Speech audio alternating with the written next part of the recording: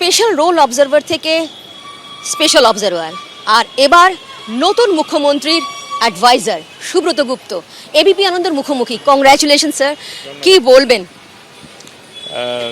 এটা একটা বিরাট বড় দায়িত্ব যেটা রাজ্য সরকার এবং মুখ্যমন্ত্রী আমাকে দিয়েছেন।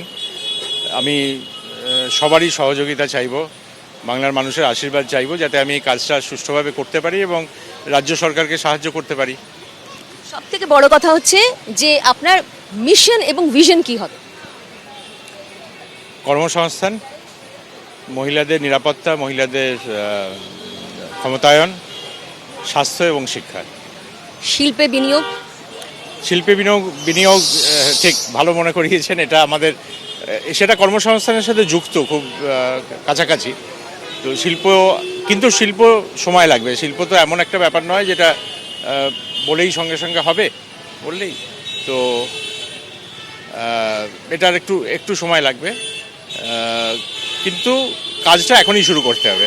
বলছি কাজটা যেমন এখনই, আজকেই আপনি যেমন নতুন পদে আসীন হয়েছেন, সেক্ষেত্রে কবে থেকে কাজ শুরু করবেন? আগামীকাল থেকেই, মানে রবিবার থেকে কাজ শুরু হচ্ছে। বলছি আরেকটা বিষয়, আগামী 5 বছর এই পশ্চিমবঙ্গকে কোথায় দেখতে চাইছেন আপনি? আমি আশা করব এটা 60-এর দশকে পশ্চিমবঙ্গ যে ধরনের সমস্ত রাজ্যের মধ্যে যে ধরনের পজিশন ছিল, সেই ধরনের পজিশন আমরা কয়েক বছরের মধ্যেই ফিরে পাওয়ার চেষ্টা করতে হবে আমাদের। আরও একটা বিষয়, সুব্রত গুপ্ত নতুন নাম নয়, কারণ আমরা দেখেছি যে বাম আমলে আপনি এক ভালো গুরুত্বপূর্ণ পদ সামলেছেন। তারপর অবশ্যই তৃণমূল সরকারের আমলে একটা টাসেল হয়েছিল, আপনি ছেড়ে চলে গেছেন। আজকে আবার আপনার প্রত্যাবর্তন বলবো কি? আমি কখনোই ছেড়ে চলে যাইনি। আমি বিভিন্ন কাজ করেছি, যে যখন যে সরকার যে কাজ আমাকে দিয়েছে সেই কাজই আমি করেছি। বলছি আর কি বার্তা দিতে চাইবেন? কারণ এই যে অ্যাডভাইজারের কাজটা তো এত খুব মানে সহজও না, খুব কঠিন কি?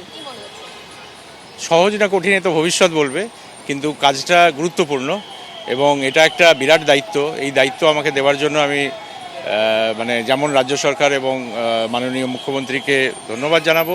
সেই সাথে আমার কিছু কিছু ডাউটও আছে যে কতখানি আমি সত্যি করে সাহায্য করতে পারবো, কারণ সমস্যা তো বিশাল।